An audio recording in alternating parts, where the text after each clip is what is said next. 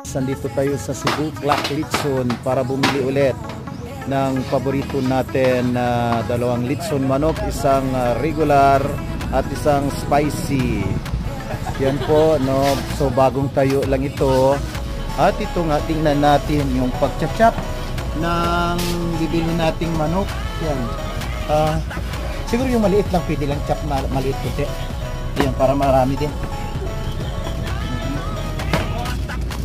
Yung ano, na-chop mo na? Maliit? Regular, isang regular. Spicy ba yan? Ayan. So ito yung mga display nila, no? Mayroon namang liempo dyan, liempo regular to 50, spicy na liempo to 50. Yan po, Cebu Clock Litson, yung tagapagluto nito galing pa ng Cebu.